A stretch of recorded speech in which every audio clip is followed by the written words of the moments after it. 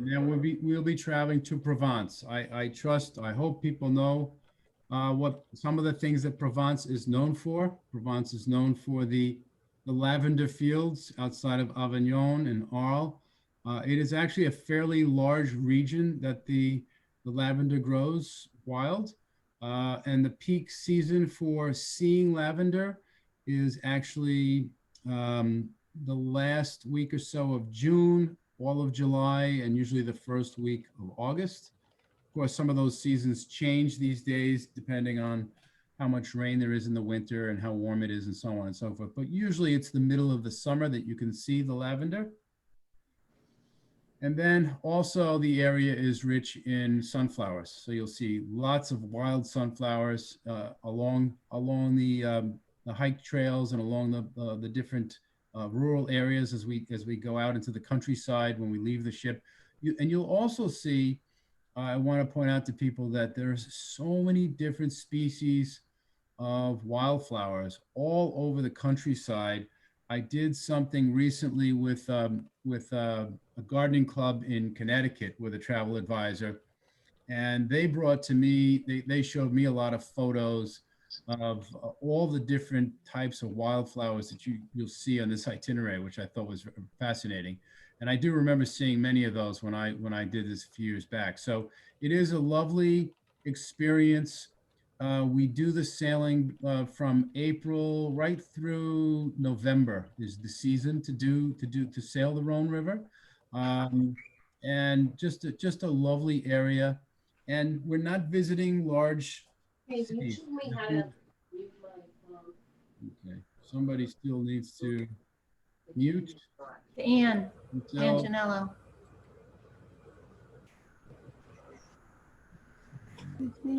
Or Claire. here. There we go.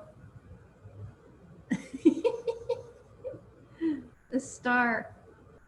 Okay, I think we're good. Yeah. Okay, so let's continue. Again, for those new to river cruising, nothing like an ocean ship. This is a river ship. We call them long ships. They're built this way because they need to fit through the lock system. So every cruise line that's sailing on a particular river, from the outside, their ships are identical. Everybody's ships are built to the same exact specifications. On the longer rivers, the ships are 443 feet long and 38 feet wide. This is the Ama Christina here. Currently, the Ama Christina is the top rated river cruise ship in all of Europe, and it's a ship we built 3 years ago. And this particular itinerary we're going to look at, the Colors of Provence, is so popular that we're moving this ship next week. It's on the Rhine this year. We're sailing on the Rhine for European passengers currently. But we're moving this ship. We're piggybacking it on a much larger ship, and we're going to take it out into the open sea, and we're going to move it down to the south of France and put it on the Rhone River for next spring. Okay, this particular ship carries 156 guests, so not a lot of people. The crew count is 54. Okay, so roughly 3 passengers to every crew member. Okay. A typical stateroom on this ship, on our ships, is what we call a twin balcony stateroom. And we are known in the industry, Alma is known in the industry as having the larger size staterooms because we put fewer passengers on our ships. Some of our competitors, same size ship, they put 190 or 200 passengers on the ship. So what this leaves us with is a very nice size stateroom, 235 square feet. The balcony to the left is what we call a full balcony, meaning that the chairs, you can see the chairs are on the outside there. You can sit out there and drink your wine in the evenings. In the morning, you can drink your coffee or tea. And then the other balcony to the right of the slide is what we call a French balcony. The chairs are on the inside. They're in the stateroom, and the door doesn't open out, but it slides open, called a French balcony. All the rooms have queens or can be separated if people are not traveling as couples. Okay. And then river cruising, the benefits, the concept of river cruising was really made popular about 10, 15 years ago when one of our competitors, you probably know who I'm talking about, went on PBS, Masterpiece Theater, and talked about the enriching value of a river cruise. Basically, we're saying, in the old days when I entered the industry, when Nancy entered the industry, everybody was doing motor coach tours, or people were doing rail tours or self-drive tours. River cruising allows you to pack and unpack only once. And then you've got 2 5-star restaurants on the ship. The ship is your 5-star, is your luxury hotel. All of your meals are included. Your beer and wine is included while you're traveling. All your soft drinks and coffees and teas. And more importantly, though, all of your excursions are included in the pricing, which is phenomenal. That's not the case with other types of vacations. So this is the allure of river cruising. This is why it's become so popular in this country in the last 10 or 15 years. And the other neat thing about it is that we dock right in the town center, right in the town square. We dock there. We dock in the city center, the town center, and there's very little coaching. There might be coaching if you're going up to the mountains one day or something like that on a special excursion. But for the most part, you're getting right off the ship. You meet your local guide, and off you go through the town, through the vineyard, whatever the visit is, whether you're going to a castle or what have you. And that's the really neat thing about it, is it's you're right there. And when you finish the excursions, you stay in the town as long as you like. We tell you exactly how long we'll be in port for. So it's a combination of guided excursions, and then you do some self-exploration, which I think is really a neat way to do it.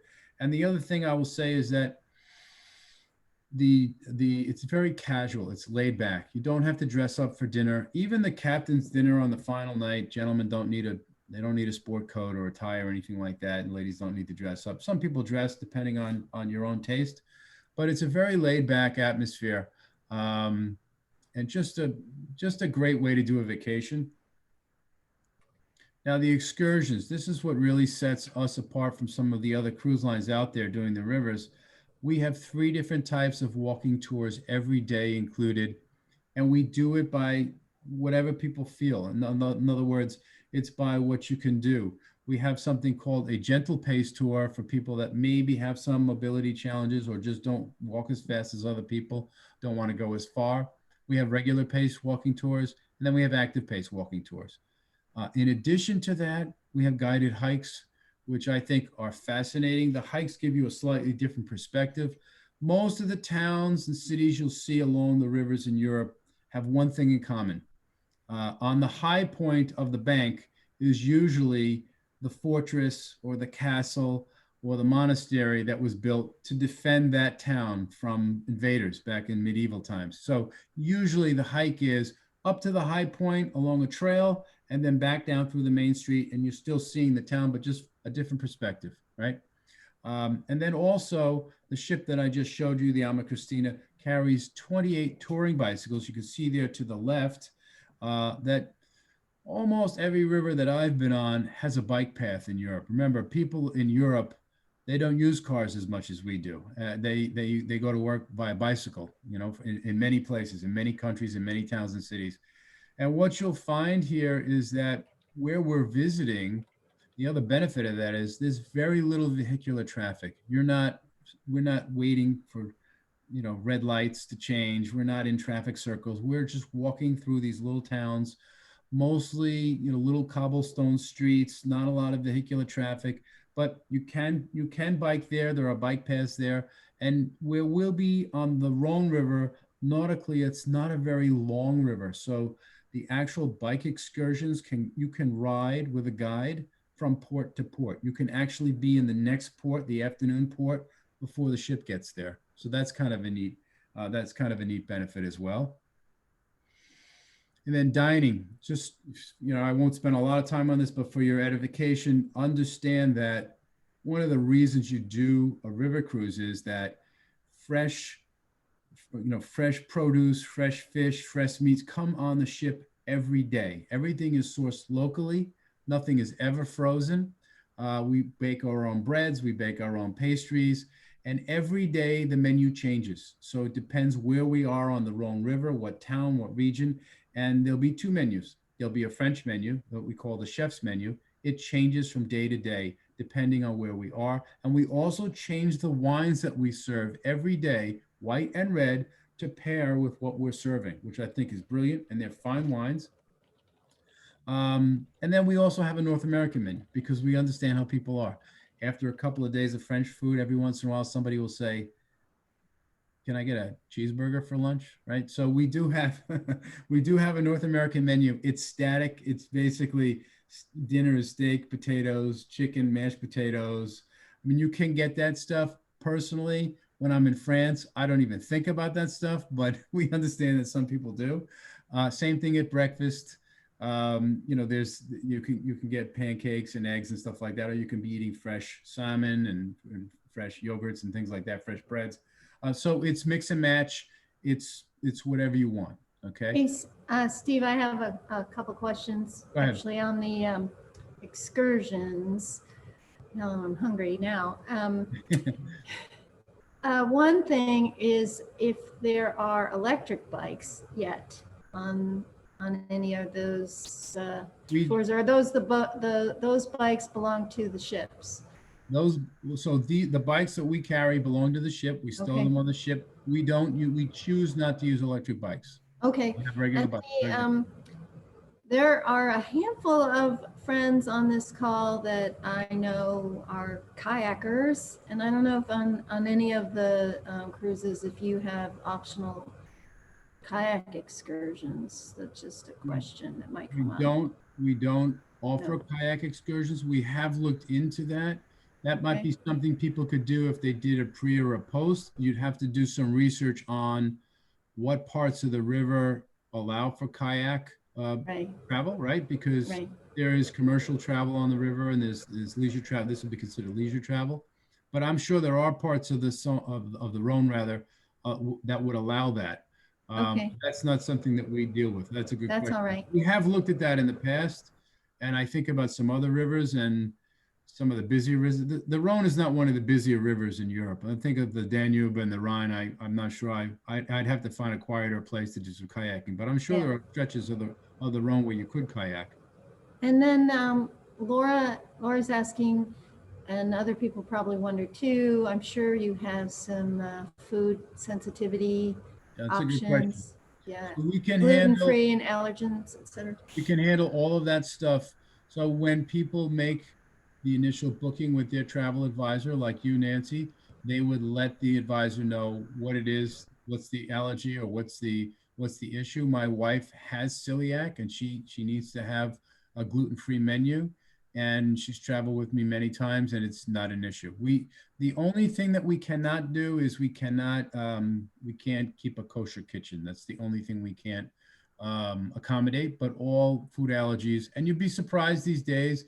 I would say, speaking to our chefs, about 10% to 15% of the people that travel with us have some type of food allergy that we have to take care of. And when you get on the ship, somebody from the kitchen staff will actually sit with you and review what we have on our manifest to make sure that's correct. Mr. Bajaka, we show that your wife uh, can have no gluten in her diet. Yes, that's correct. And then they do look after that. So, Great. okay. And then in addition to all the great food we serve you on the ship, please know that there are ample opportunities to try some great food locally off the ship because our excursions, whether it's walking or hiking or biking, end usually with either a wine tasting or a cheese tasting, whatever that particular area is known for, whatever the specialty in that town or city is. Usually there's an exclusive visit to a vineyard. I've had cheese tastings. Nancy, we talked about this the other day. This is just a typical plate of food that you would find in Provence with that wonderful sausage and some grapes and some cheese and some white wine there. That's probably Chardonnay. So pace yourself, I guess is what I'm trying to say, because there are so many wonderful foods, wonderful culinary experiences, and wonderful wine experiences. And it's all authentic because you're right there. When you come back to this, I always find that when I come back to the States, I can't find the same version of something that I was eating locally that didn't have any preservatives in it or anything like that. And I always I look for certain cheeses at Trader Joe's or Whole Foods, and it's never the same. Or I look for sausage, and it's like, nah, that's not what I had. No, It's just not I'm the same experience. I'm and also Kathy Crute that's on the call. Both were on the I think I mentioned it before, the Saone River Mm. trip, and we're spoiled with the cheeses and also the Chardonnays. I can't drink California Chardonnay anymore. No, I mean, I've I will if it's offered to me, but um, I like the French. Yeah, and it's not a real problem. It's just it's broadening your palate, I yeah, guess. you and I teased the other day. We've both been to Gouda in Holland and had Gouda. Gouda cheese. And I came back here. Well, when you taste it in Holland, it's so rich and fresh. It spreads on your knife like butter, right? Um, but when you come back here, and you get it in a store, it's like, a garden hose. I don't know what it is. It's not the same. So I have become, going back and forth to Europe all these years, a bit of a snob with wine, even with beers. I don't drink domestic beer. Well, there's some good brews in New England, but for the most part, I'm a European guy now because I've been selling Europe for over 35 years. So that is a good point that you raised. But I Are just want you? to point out Oh, that there's so many opportunities. You don't have to just worry about the food on the ship. There's opportunities to check out what the locals have as well.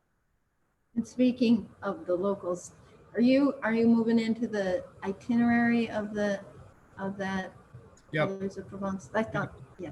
Here's the sip and Oh, this is sail. a We good open one the too. bar every night before dinner. If you want to do more than wine and beer, we'll open the bar, and we have 30 signature cocktails, and we have spirits. And then quick toast. If anybody brought an adult beverage, I have. Nancy has. Cheers. Here's to getting rid of 2020. How's that? How's that sound for everybody? And Ty likes that. Okay. Okay. Here's the itinerary. Colors of Provence. Obviously, the theme is the colors between the lavender and the sunflowers, but it's so much more than that. I think that's what Americans think of. But again, there's so many more colors in this. There's so many more things that grow here. There's so many more interesting visits here than just that. Here's where we are in France. We start in Lyon, which is the third largest city in France, and we sail down to Arles, and you'd fly in and out of Paris. You fly from Paris, you take the TVG train, and you get down to Lyon. We take care of that for you. Nancy takes care of that for you. What's the distance or the time in that It's about again? a 2 hour. It's about a 2 hour rail Okay. train ride. Okay, and on the back end, you can either go back up to Paris, or there's an extension to Barcelona in northern Spain. Okay, so here's where we start. This is where we embark and get on the Rhone River. This is where the Rhone meets the Saône. Okay, so we get on the Saône here. We're in southern France. We're going further south. We're in the Romanesque part of France.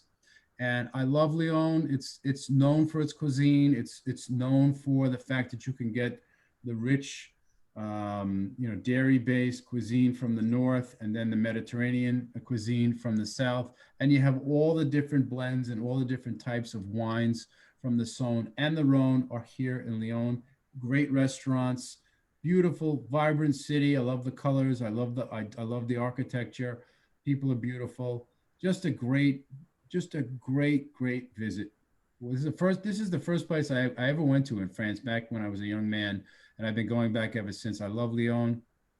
No, again, known for cuisine, a lot of little bistros and little hole in the wall restaurants, and just a lot of great places to poke around after you've been on the local excursions. There's some of I call them stinky cheeses, and some beautiful olive oils there, olives rather. There's a nice shot from the high point there, looking down on the river.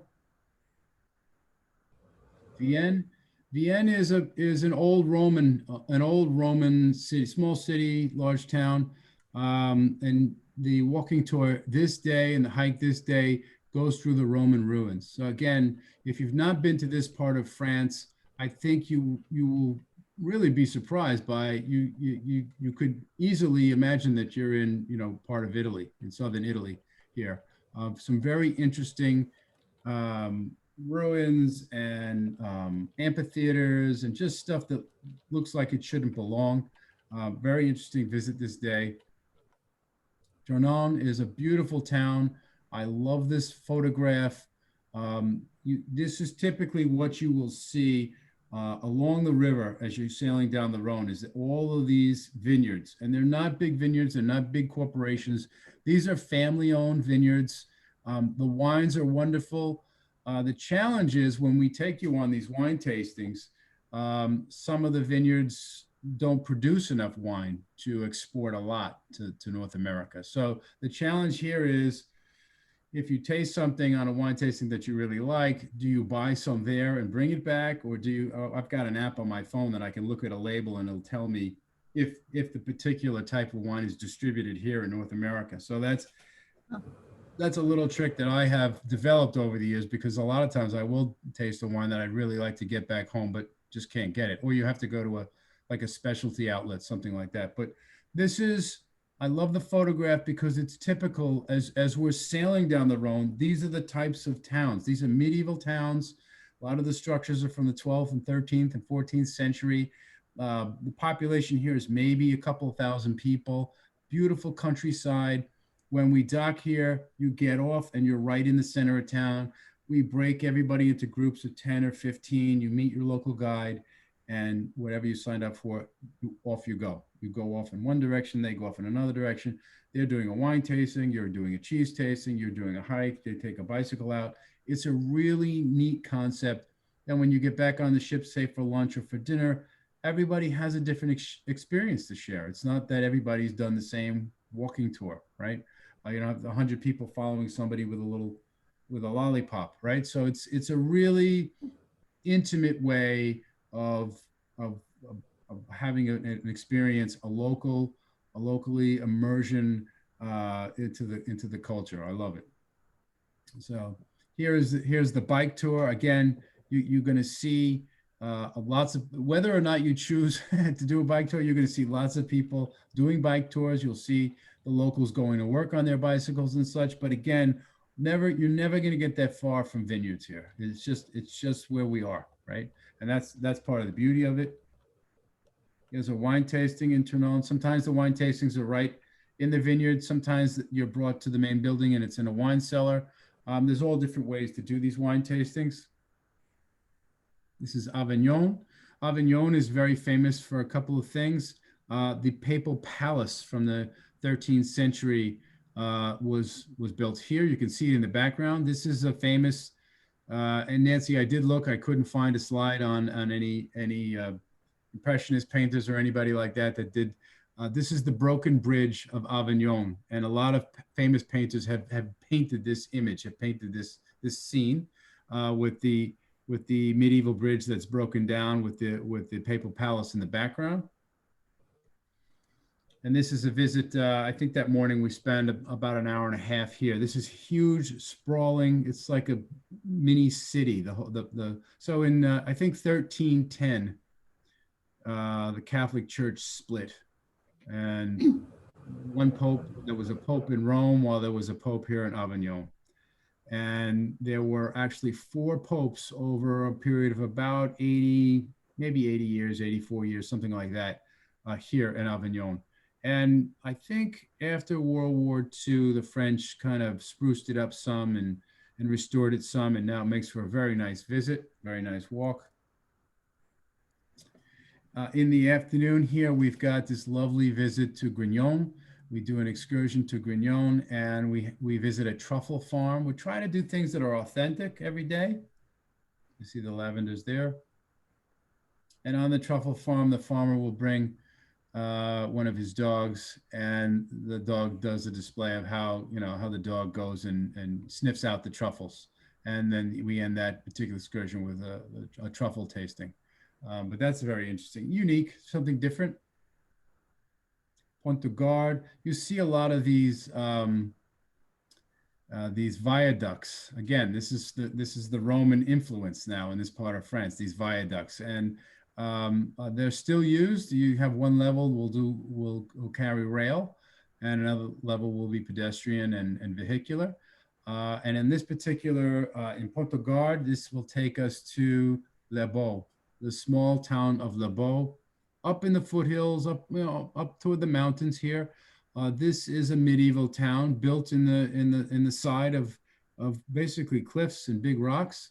And year round still, this community is only about 480, 500 people year round live here. Very quaint area. And from here we have a lovely olive farm visit, which for me was very interesting. I'm half Italian and half Greek, so olives always grab my attention. This is a very nice excursion on this particular day, and this is also an area outside of Avignon where you will see a lot of wildflowers, and if you're into the indigenous, what grows in this area, you'll see a lot of really interesting things that grow here. We'll always have in this part of France, there'll always be an excursion that includes a visit to a chocolate factory with a chocolate tasting. Always be an option at least one of the days. And then we're in the town of Arles.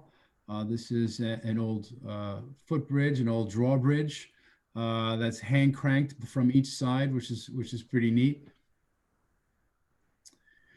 And then this is the area of Arles that our friend Vincent van Gogh lived in for a period of time before he had his breakdown, and then he was sent to an asylum outside of Arles in Saint-Remy for I think 2 years. I don't know if it was 2 full years, but he was there for 2 different years, and he was actually quite productive there. He painted over 100. He made over 150 paintings there.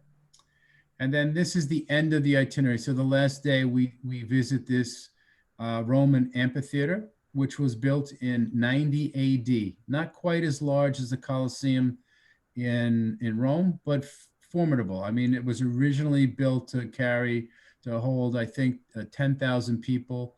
Nowadays, it has they've updated it some. It's got regular stadium seating inside, so I think it holds about 5,000 people now. But they still they refurbished it in the 30s, and they did bullfights here back in the 1930s. They will still do a couple of bullfights here each year, but moreover, you'll see concerts here and plays and things like that. You can actually look it up online and buy tickets for things. It's like a regular, it's like Foxborough Stadium, but it's Not quite. much older. But the visit is really neat. The visit takes you like into some of the older parts of the amphitheater, and you're going through these little passageways, and you're just seeing parts of the stadium that other people don't see anymore. Again, I just think it's really interesting. There are parts of Germany. I've been in other parts of Europe where the Romans were, and when you go to these old cities or these old towns, and you see these Roman structures, you go, that's weird. But we tend to forget how large the Roman Empire was and how much influence it had on people's cuisine and the technology and the architecture. And I still find it fascinating after all these years of going to Europe. So this is where the cruise ends. So it's a 7-night cruise. And then we have options. Some people, when they go to Europe, they want to stay longer than 7 nights. So we do offer we call pre and post land extensions, where we're still with you. We're still hosting the group. We're still hosting everybody when there's still excursions included and meals and things like that. The post here, because you're not that far away when you get to the south of France, it's just the TGV train to Barcelona, and a beautiful city, just so different in the north than say Madrid in the south. If you have 10 days vacation time, it's a good suggestion to do this. How long is that train ride? Do you know? I think that train ride is closer to 4 hours, if I'm not mistaken. I can double check. I want to say okay. 3.5 hours. Okay, that's what I want. That's what I think it is. This is the Gaudi Gaudi Beautiful, architecture, right? yeah, beautiful city. And then on the front end, because you fly into France, you fly into Paris rather, we can book you a few nights if you want to spend time in Paris. That makes sense too. And you don't have to do it with Alma. You can do it through Nancy, and she can find you some custom arrangements. And that's why you would use a travel advisor, because you don't have to do everything the way we package it. You may want to do it custom on differently. But it is a good idea. I'm sorry, are there reverse order trips? Yes, they go up and down. So Yeah, that's right. so when we empty, this is how we handle these things. When let's say you just did the cruise, when you fly into Paris, we meet you at the airport. We bring you to the train. We put you on the train. We meet you when you get off the train. We bring you to the ship. On the back end of it, let's say you were gonna take the TGV. We do the same thing. We go with you. The cruise director would go with, and he'd say, anybody, a day before the cruise ends, anyone that's traveling to Barcelona with me, let me know, and they arrange all the transportation, right? So yes, okay. And I think, we wanted to talk about the solo traveler program for a moment here. So for anybody that travels on their own, please know that many times when you're cruising, whether ocean or river, you sort of get walloped on the pricing, because they're asking you to pay for the stateroom. They're asking you to pay for the person who's not there with you, let's say. But we have a special program. We generously offer, instead of making it 200% or 100% supplement, it's a 25% supplement. And that's something you would, yeah, I see it, Ty. And that's something that you would tell Nancy, I'm interested in this itinerary. I don't want to pay a big upcharge. Help me find a good stateroom, or find a good departure that has staterooms that are solo priced. And we can do that. And then the other thing we do, because we do have, I'd say about 12 to 15% of our guests are traveling as solos. When you get on the ship, we actually have a cocktail reception for you the first night in the library with the cruise director, and you get to meet the other solo travelers. And when I'm traveling on business, I do that because I like to see how we handle that, and I'm traveling by myself. And it's a really nice touch. It doesn't cost us anything to do it. I think it's kind of a neat thing. And right away, you'll meet another dozen folks who are traveling as solos, and you've got some people to have dinner with right first night, and do some of these excursions with. So I kind of like that whole concept. And also, one thing, Steve, if depending on whether we do a set destination and date versus, you can't go at that point, it's more of an individual booking. Right. I would coordinate if people didn't have a roommate and they wanted a roommate, and I had more than one single person that wanted to share, we could do that on this end. Right. And I can help you meet your roommate ahead of time and decide if you'd rather do that or have your own cabin for another 25%. Is that pretty much how that would work? Right. So, but it's a pretty generous offer. More and often than not, you have to pay the whole price of the cabin. Right. If you're only taking it on your own. So very good offer. But your point is well taken as well, because if you share a cabin, then it's even a better offer. And who knows, maybe the person you're going to share with is on this call now, or maybe you do 3 more of these calls and we all get to be wine buddies or something like that, and then you end up with a group and you have some people sharing. So that is a good point. Right, because we don't know. No one knows when the opportunity is going to present itself that we can do this, but we are hopeful that we can do it together, because I know a lot of you that are on the call would be interested in traveling on this itinerary. Right. So that's all. And then just a couple of other offers, just for informational purposes, we do currently have something called the Frontline Heroes offer. Anybody out there that is a doctor or a nurse or an EMT who are currently working with COVID patients on the front line, you just have to, if you apply to us with your credentials, you earn a free cruise for next year. and that's a free cruise for yourself. Your companions still pay, so it nets out to 50% off or 2 for 1 type of thing. And that's just something that we and that's something that we did a few months ago, and just again just a really good, nice goodwill gesture there. And we have over 6,000 people have applied to do this with us. So it's I'll send Nancy the details on the offer, but if you fall into that category, or you know someone that falls into that category, contact Nancy and I'll show her how to apply for that. Okay. They can have the full discount themselves, or they can share it with their roommate. So Right. then you each would have a discount. And then, But we have at least one person on this call that is a. good, very good. And then the other thing I like to share with people if they're not familiar with river cruising is just how you shop for river cruising. So this is why the way that AMA Waterways is set up, our business model is we don't sell directly to the public. We sell through people like Nancy, right? So we sell through the retail trade. They're our partners in business. And more or less what you can do is, it's like when shopping for a car, nobody wants to pay the sticker price. So you find an itinerary, you either travel in a group that Nancy's put together, or you find an itinerary that you want to do and let Nancy help you find the date where we've got a special offer, right? In this case, we're looking at something that's for next year. The promotion runs through the end of this year, but there's about 160 dates out there where the airfare is free, right? The offer is either free air, or some people that travel business class, if they buy coach, we'll upgrade them to business class. So just showing you some of the offers: group travel, solo travel, and then some of these air offers, things like that. And that really is why and how we want people to do it, is to go through a travel advisor and have the advisor guide you to our best value weeks or situations, right?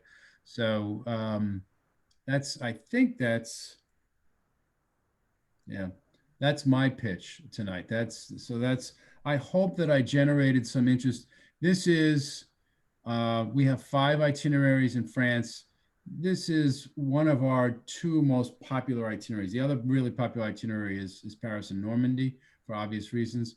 But this, if you're a foodie, or you like your wine, or you like, you're into botanical things, or you're into just, seeing flowers and different things growing out in the countryside, this is your itinerary. This is, I think, Normandy is important for different reasons. It's a cathartic visit, but this is probably the most beautiful itinerary we have in France.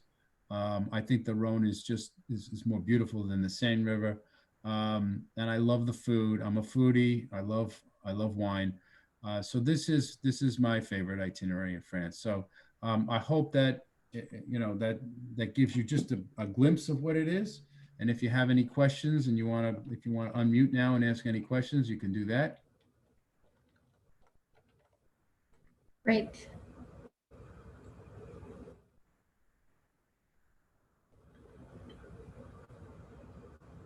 Anybody, don't be shy. I think they're still muted. Well, Oh, you have to unmute ask, yourself. they have to unmute themselves. I can ask them to unmute if they want, but they don't have to. I mean, it's up to them. I don't want to chase people for questions, but if you have any questions, now's the time. We just want to thank you for a great tour. Thank you. I'm glad you finally got on with the sound, Sherry and Carol, even though your name says Marianne. Thank you, Marianne, for helping them. Hi, Marianne. Nancy, you have anything you want to add? One question about the air. Is it from major airports, or is it from wherever? Are you mostly like Boston? Or Yeah, we do air out of most gateway cities in this country. We have contracts with all of the European flag carriers and the U.S. flag carriers. So you can, we do air 2 different ways. We can, mix it up and just get you the cheapest air, or you just tell us what you want to do, what flight you want to be on, right? So, Okay. um, Um, and I just wanted to let everyone that's still on the call know that the next presentation is on the 17th of November, and that's going to be, I'll send out a reminder. You can see it, however you found out about it this time. I try and replicate that. But that's going to be, is it the Rhine? What's the river that goes from Amsterdam to Basel? so I think what It's we a ended up Floriad. we doing the tulip time with the Floriad, because the next one Right. Christmas market's on. Right, okay, the Christmas so- market is the right, so that, the following month, December 15th, will be a holiday special. Yeah, we'll be I'm talking. gonna try and get Donny Osmond to come and sing, but we'll see. Oh, Yeah, so that'll be all about the Christmas markets in Europe. And the next one, tell them a little bit about the Floriad every 10 years. yeah. So there's a botanical expo every 10 years in Europe. And in 2022, and it runs from April to October. In 2022, it'll be in a small city outside of Amsterdam. It's a big deal. And this time they've expanded it. It's going to be more than just a botanical. It's going to be, the theme is going to be, making the earth greener, right? And it's very exciting for people in my industry because it adds so much value to that, to being on the Dutch waterways. And we have this beautiful itinerary that we do during tulip time, and we just call it the tulip time itinerary, but it's basically on the Dutch and Belgian waterways. And you see these wonderful cities and towns, coastal towns that are actually below seawater, but no problems because the Dutch have figured that out. And then we finish with a couple of extra days, and we take you to Floriad. And so that's kind of what we'll talk about. We'll talk about some of these visits, some of these towns, the old windmills and More sea, cheese. more cheese, more wine, but better beer, I would say. The Dutch do have better beer than the French have. And the French have the Dutch on wine, but some of the beers in Holland are phenomenal. So Belgium too. The Belgian reds are some of the beer is the color of your hair, Nancy, in Belgium. So I'm getting thirsty. It's a really, really nice itinerary. And then if you are into botanical gardens, there's plenty of opportunities in Antwerp. There are some really nice botanical gardens in Antwerp, in Belgium. Obviously, I think most people have heard of Keukenhof Gardens, which are the huge tulip farms outside of Amsterdam. They plant over 7 million bulbs of all different varieties every fall, and then they dig up 7 million bulbs like every June. And I've been there. I've It's ordered amazing. bulbs. It's amazing. It's amazing. It's a competition between these, I don't know what you call the companies, the distributors of the bulbs, to make the best gardens. And you just, around every pathway is just another amazing display. And then you can buy bulbs and have them shipped home. Right. And my and- house will have a couple of each that every time I'm there. I don't buy them I don't buy large amounts of them, but you'll see different colored tulips every spring in my yard from the different visits I've had there. It's kind of neat. Yeah. So It's nice. yeah.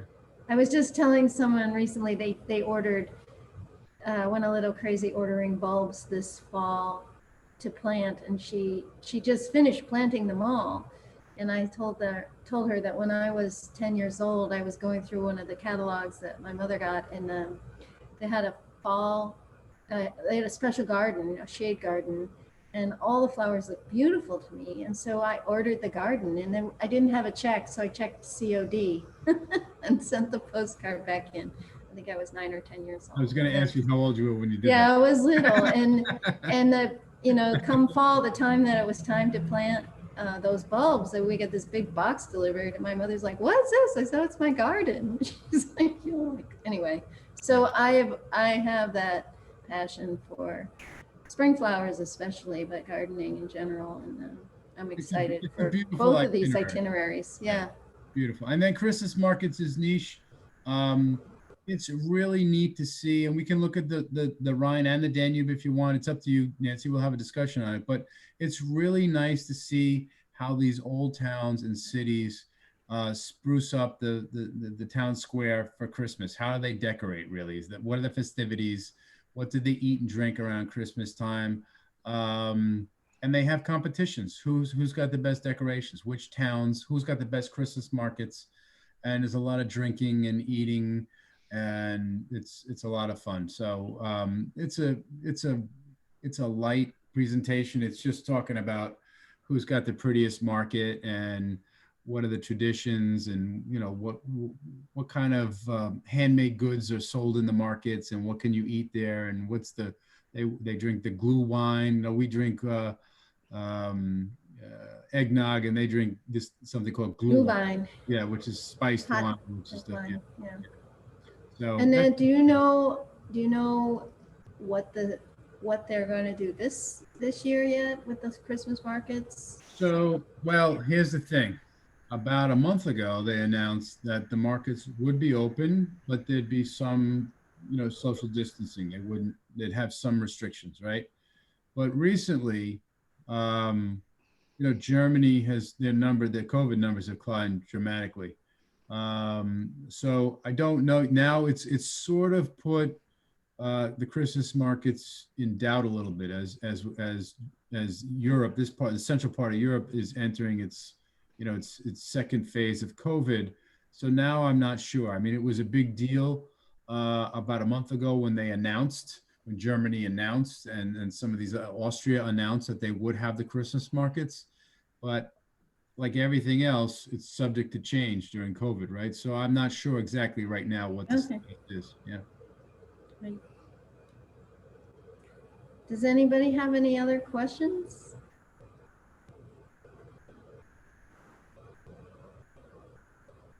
Who will be interested in signing up for the next presentation? Great. Hey, Sally.